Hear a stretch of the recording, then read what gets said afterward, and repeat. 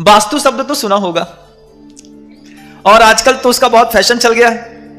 अगर सही तरीके से वास्तु से घर नहीं बनाया जाए तो बहुत प्रॉब्लम्स खड़ी हो जाती हैं। आप लोगों को ऐसा लगता है? लेकिन पुराने जमाने के बहुत सारे ऐसे घर हैं जिनमें वास्तु का कोई प्रयोग नहीं किया गया और उन घरों में रहते हुए कई लोगों की मानसिक और जीवन शैली बिल्कुल सही चलती है।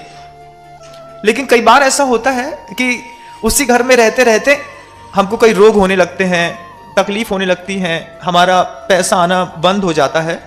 तो फिर हमारा अचानक ध्यान आता है कि घर का वास्तु तो खराब नहीं है। हमारा ध्यान वास्तु पे कब जाता है? जब हमें अपने ही परिवार या अपने ही घर में रहते रहते कुछ पीड़ा महसूस होती हो, जब हमें लगता हो कि तरक्की नहीं हो रही, पढ़ाई करने वालों को लगता है कि हम गलत जोन में बैठे हैं इसलिए हमारा दिमाग काम नहीं कर रहा, या फिर धनोपार्जन करने वालों को लगता है कि हमारे परिवार में रोग शोक या धन का आना नहीं हो रहा है, तो फिर हम क्या करें? तो वास्तुशास्त्री को दिखाते हैं। तो जैसे वास्तुशास्त्री को मकान दिखाने के बाद, मकान में कुछ दोष ठीक करने के बाद आप उसी मकान में रहते हैं और आपका जीवन और सहज और सरल हो जाता है। ठीक ऐसे ही वे सारे लोग इस दुनिया के, जैन हो या अजैन हो, इससे कोई फर्क नहीं पड़ता, लेकिन वो अपने तन का और मन का वास्तु शास्त्र थोड़ा सा ठीक कर लें।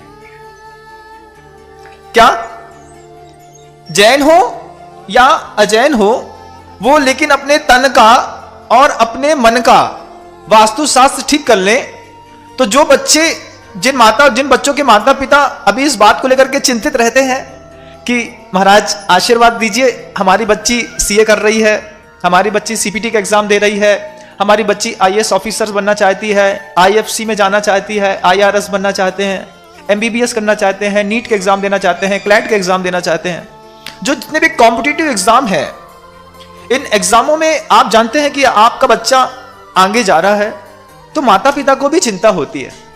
माता पिता को लगता है ना कि सही तरीके से एक बार में निकल जाए तो कितना अच्छा रहे। तो आप क्या करते हैं? माता पिता की भगवान के मंदिरों में जाकर के शांति धारा करेंगे, महाराजों से आशीर्वाद दिलाएंगे और एक ही बात कहेंगे, महाराज आशीर्वाद दो, इसका ये एग्जाम निकल जाए। हम उससे कहते हैं, भाई तुम सीए कर रहे हो, कितने साल से कर रहे हो? वो कहता है, महाराज जी लास्ट पेपर बचा है, 8 साल हो गए, आज तक निकल नहीं पाया। नीट का एग्जाम 3 बार देने की कोशिश करी, 3 साल बर्बाद किए, निकल नहीं पाया। एमबीबीएस में सिलेक्शन करना चाहता हूं, महाराज आधे नंबर, 1 नंबर, 1.5 नंबर, 2 नंबर से रह जाता हूं। 99.91% आता है, उसके बाद भी अच्छा कॉलेज नहीं मिलता।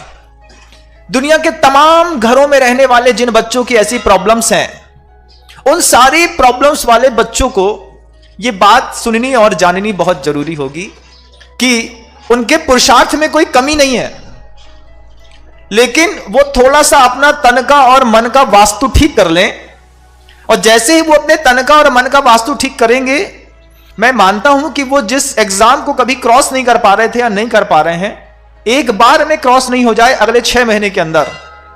6 साल हो गई ना मेहनत करते करते, अब अगले 6 महीने हमारे हिसाब से अगर ऐसे बच्चे जी लेंगे, मैं निश्चित कहता हूं कि उनका हर कॉम्पिटिटिव एग्जाम क्रॉस हो जाएगा। क्या है महाराज उस संधि काल की, उस ब्रह्म मुहूर्त की कीमत, और तन का और मन का वास्तु क्या है? इसके लिए बड़े बड़े गुरुओं ने खूब सारे व्याख्यान किए। मैंने पहले भी कहा ना कि कई लोग ऐसे होंगे कि जिनके जीवन में पुण्य और पुरुषार्थ एक जैसी गति से बह रहा होगा, उनको इनकी आवश्यकता नहीं है। लेकिन जिनके पुण्य में रोड़ा लगा हुआ है, जो पुरुषार्थ करने के बाद भी अपने 100% परिणाम को प्राप्त नहीं कर पा रहे, उन लोगों को अपने तन का और मन का वास्तु ठीक करना होगा। तो तन के वास्तु ठीक करने के लिए आपको एक बात जाननी होगी कि तन का वास्तु संधि काल में कैसे बिगड़ जाता है, और तन के वास्तु के कारण मन का वास्तु कितना प्रभावित होता है। तन का वास्तु क्या है महाराज? अब देखिए, संधि काल चल रहा है, यहां पे शब्द है ना, लो यह संधि काल है ना, तन का सोच लो, अमिया नींबू बाणिया, बाणिया गलमसके रस दे। थोड़ा सा शब्द का गला मसकने का प्रयास कर रहा हूं, आपको जरूर बहुत अच्छी चीज मिलेगी। ये जो संधि काल है, इसमें सबसे पहले आप तन के वास्तु को ठीक करिए। तन का वास्तु क्या होता है महाराज? होता कुछ ऐसा है कि देखिए, जैसे अभी ये शरद ऋतु चल रही है ना, 15 सितंबर से लेकर के 15 नवंबर तक का समय। तो तन का वास्तु कैसे बिगड़ता और तन के कारण मन का वास्तु कैसे बिगड़ता, बात आपको दिखाना चाहता हूं कि 15 सितंबर से लेकर के 15 नवंबर तक का समय है। इस समय में, इससे पहले अभी क्या हो रहा था, बारिश हो रही थी, ठीक है ना। तो शरीर के अंदर वात, पित्त और कफ, ये 3 चीजें होती हैं, और इन वात, पित्त, कफ का प्रकोप, संचय और प्रशम काल चलता है। कभी किसी चीज का प्रकोप होता है, कभी किसी चीज का संचय हो रहा होता है, और कभी किसी चीज का प्रशम काल चल रहा होता है। तो ये 15 सितंबर से 15 नवंबर तक का जो समय है, यह पूरे साल का सबसे खतरनाक समय माना जाता है। होता ऐसा है कि बारिश, गर्मी पहले पड़ी थी, गर्मी के बाद अचानक बारिश आ गई।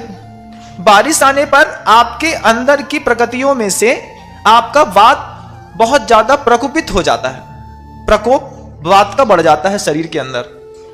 तो जब शरीर के अंदर वात का प्रकोप बढ़ जाता है, तो वात के प्रकोप को शांत करने के लिए तेल की, अभ्यंग की आवश्यकता पड़ती है कि भोजन इत्यादि पदार्थों में भी तेल का प्रयोग हो और शरीर पर तेल का मर्दन भी हो, बाहर से उसको लगाना भी पड़े, है ना। इससे वात का प्रकोपन शांत होता है।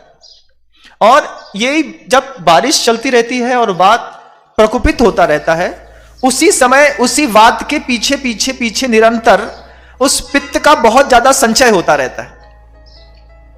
प्रकोपन में वात है और संचय काल पित्त का चल रहा है, और पित्त के संचय काल में जैसे ही ये बारिश जाती है और थोड़ी सी गर्मी पड़ना शुरू होती है, जिसको आप कुमार की गर्मी कहते हैं, और पूज्य गुरुदेव इसके बारे में कहते हैं कि कुआर मास के 2 पखवाड़े जतन जतन से काटो प्यारे। बहुत बुद्धि और सजगता पूर्वक कुआर के महीने में जीना चाहिए। हम लोगों को गुरुदेव ने 20 सालों तक यही बात बार बार सिखाते रहे। तो ये जो वात का प्रकोपन था, और उस वात के पीछे पीछे शरीर में पित्त का संचय हो रहा था, और जैसे ही वो पानी गया और कुआर की तेज गर्मी पड़ी, तो वात अपना स्थान हटा करके पित्त संचित, पित्त प्रकोपित हो जाता है। और जैसे ही पित्त का प्रकोपन हुआ, तो वो पित्त के प्रकोपन में, जब आप बारिश में थे, तो वात को शांत करने के लिए और अपने शरीर में एंटीबॉडी बनाने के लिए आप बेसन का प्रयोग करते थे। बारिश के दिनों में बेसन का लपटा खाते हैं, या फिर बेसन के सेव वगैरह खाते हैं, भजिया खाते हैं, बहुत सारी मंगोड़ियां इत्यादि जो भी बेसन के आइटम, ये सब खाते थे। ये वात के प्रकोप के कारण खाते थे, खाना पड़ता था। तेल के भजिया खाते थे कि अंदर जाता था तो वो उसको शांत करता था। अब वो वात चला गया, लेकिन वो बात आपके दिमाग में बैठी रही कि बिना नाश्ते के, बिना स्नैक्स के तो बनता नहीं है। तो नाश्ता आपका स्पाइसी छूटा नहीं, लेकिन प्रकृति बदल गई। तन के वास्तु को सुधारने का तरीका बता रहा हूं। जैसे प्रकृति बदली और जब पित्त प्रकृति प्रकोपित हुई, जैसे ही पित्त आपका प्रकोपित हुआ, लेकिन आपने अपनी भोजन शैली में बदलाव नहीं लाए। आपको अभी भी स्पाइसी सेव चाहिए है, अचार चाहिए है, आपको बहुत सारी खट्टी चीजें चाहिए हैं, आपको लेमन जूस पीना है, या फिर आपको मान लीजिए बहुत ज्यादा गर्म पदार्थों को खाना है। तो वैसे ही आपके इस गर्मी के कारण आपके अंदर का जो प्रकोपित पित्त था, वो प्रकोपित हुआ, और उस प्रकोपित पित्त में आपने मान लीजिए इसी कुआर के महीने में सबसे ज्यादा खट्टा खाया। सबसे ज्यादा बीमारियां इस कुआर के महीने में अचार खाने से होती हैं, जो जितने भी अचार हैं। लेकिन चूंकि अभी बारिश के समय में आपको बहुत स्पाइसी, बहुत मिर्ची वाला सेव खाने की आदत थी। वो बारिश में सेव क्यों खाया जाता है कि एंटीबायोटिक होता है सेव। जितने भी पानी के इन्फेक्शंस होते हैं, तो चना दाल का जो बेसन होता है वो उस इन्फेक्शन को खत्म करता रहता है। तो बारिश में खाना ठीक था, लेकिन जैसे ही कुआर लग गया, ये गर्मी बढ़ गई और आपके पित्त का प्रकोपन हुआ और आपने स्पाइसी खाया, तो वो पित्त प्रकोपित होकर के रक्त में के प्रवाह के साथ मिलकर के रक्त में चला जाता है। और जैसे ही पित्त रक्त में जाता है, तो आपके पूरी बॉडी पे एलर्जी होना शुरू हो जाती है। लाल लाल चित्ते पड़ने जाते हैं, अल्टेकेरिया होने लगता है, निशान धब्बे पड़ने लगते हैं। और यही पित्त कुछ ज्यादा प्रकोपित हो जाए, तो आपके शरीर के ऊपर फोड़े फुंसियां होते हैं, वो जैसे ही फूटते हैं तो वहां पर व्हाइट स्पॉट हो जाता है। कितना खतरनाक है कुआर का महीना, आप देखिए। ये 15 नवंबर तक। क्यों? क्योंकि जब तक आपके तन का वास्तु ठीक नहीं होगा, आपके मन का वास्तु ठीक नहीं हो सकता, और जब तक आपके तन का और मन का वास्तु ठीक नहीं होगा, तब तक आप स्वस्थ नहीं हो सकते, संधि काल और ब्रह्म मुहूर्त को जान नहीं सकते। तो जैसे ही वो पित्त रक्त में जाकर के रक्त को प्रकोपित और दूषित कर देता है, अब दो परिस्थितियां बनती हैं। एक तो पित्त रक्त में मिल गया और यहां पर पित्त पेट में भी है, तो पित्त का प्रकोपन चल रहा है और उसके ऊपर आप खा रहे हैं पानी की फुल्की का पानी पी रहे हैं, स्पाइसी खा रहे हैं, चाट का खा रहे हैं, या फिर पिज्जा बर्गर खा रहे हैं, कुछ भी स्पाइसी गरम खा रहे हैं आप। इस गरम ने आपके रक्त में दोष पैदा किए, इसी गरम ने आपके शरीर के अंदर दोष पैदा किए, और इसका सबसे बड़ा परिणाम आपको पता क्या होता है कि व्हाइट स्पॉट जैसे होते हैं, इसी समय वो फुड़ियां होती हैं शरीर में, छोटी छोटी छोटी मर्म स्थानों पर खूब सारी फुड़ियां होती रहती हैं इस कुआर के महीने में। सबसे ज्यादा एलर्जिक सीजन है, डेंगू मलेरिया इत्यादि होने का ये कारण सिर्फ यही है कि आपका रक्त दूषित हो रहा है। कहीं भी आप हाथ लगाते रहते हैं, बार बार खुजाते रहते हैं, खुजली चल रही, लेकिन विवेक काम नहीं करता कि रक्त दूषित हो गया है पित्त के कारण, और पित्त से प्रकोपित रक्त दूषित होने के कारण यहां पित्त की प्रकृति होने के साथ साथ जब आप स्पाइसी अचार खाते हैं, खट्टा खाते हैं, बहुत ज्यादा और भी तेल वाले पदार्थ खाते हैं, उसका प्रकोपन और बढ़ता है, और उसका प्रकोपन और बढ़ने पर आपके फेस पे दो तरीके की प्रतिक्रियाएं होती हैं। इसी सीजन में सबसे ज्यादा चश्मे चढ़ते हैं लोगों को, आंख खराब होती है, और इसी सीजन में पित्त के प्रकोपन के कारण जो छोटे छोटे बच्चे होते हैं ना बंधुओं, उनके इसी उम्र में अभी से बाल सफेद होना शुरू हो जाते हैं। अगर आपके बाल छोटी उम्र में बहुत हाइपर स्पीड में सफेद हो रहे हैं, तो आपको यह समझना है कि आपकी पित्त प्रकृति भी है और आपका रक्त भी दूषित हो गया है। तो इसके लिए कुछ उपाय ढूंढिए, कुछ ऐसा करिए कि आपके तन का वास्तु बिल्कुल सही हो जाए, और जैसे ही आपके तन का वास्तु सही होगा और आप अपने मन के वास्तु की ओर देखेंगे, और इस संधि काल आपका यह लौकिक जीवन सुधार देगा। अब जैसे ही पित्त प्रकोपित है, आप बाहर का स्पाइसी खाते हैं, चाट ठेलों का खाते हैं, कुछ भी खाते हैं, इससे होता क्या है कि आपके शरीर के अंदर रोज एक एक रोग बढ़ता चला जाता है। कभी एक्जिमा हो जाएगा, कभी व्हाइट स्पॉट हो जाएंगे, कभी बाल सफेद होने लगेंगे, एलर्जिक हो जाएंगी, आपको बुखार आने लगेगा। इन सब चीजों को संभालने का यही संधि काल है जो तन के वास्तु को ठीक करता है।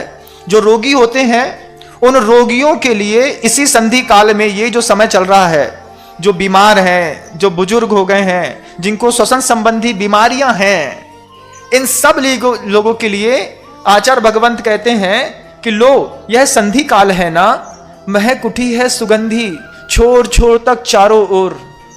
अब ऐसे रोगियों को, एक्जिमा पेशेंट्स को, ऐसे बहुत ज्यादा हाइपरटेंशन वाले लोगों को जिनका बीपी बहुत ज्यादा बढ़ रहा हो, उनको संधि काल में इसी ऋतु में सुबह सुबह उठा करके बिठा दो और सुबह सुबह की हवा उनके शरीर पर लगने दो। इस संधि काल की हवा लगने से क्या होता है महाराज? अभी आपके पैर बहुत जलते होंगे, आपने महसूस किया शरीर में जलन होती है, बहुत ज्यादा पैर जलते हैं, बहुत ज्यादा दर्द करता है। कई बार बैठे बैठे पूरे शरीर की नसों में ऐसी चिलकन होती है, ऐसा लगता है कैसे चिलक रहा है। ये सब रक्त के प्रकोपित पित्त का और पेट में पड़े पित्त का कमाल है। और ये कमाल आपके घरों के अंदर आपके छोटे छोटे बच्चों को जानकारी नहीं होने के कारण पूरे जीवन को प्रभावित कर रहा है। अभी से आप सोचते हैं मेरे बच्चे के बाल अभी से सफेद होने लगे, कितना टेंशन है इसको, जबकि आपने देखा नहीं कि हमारे भोजन शैली में अगर मां को पता होता, मां को इस बात की जानकारी होती घर की गृहिणी को कि अभी कौन सा सीजन है, क्या खिलाना है, तो एक भी बच्चा बीमार नहीं होता। रोग की औषधि औषधालय में नहीं, भोजनालय में खोजिए।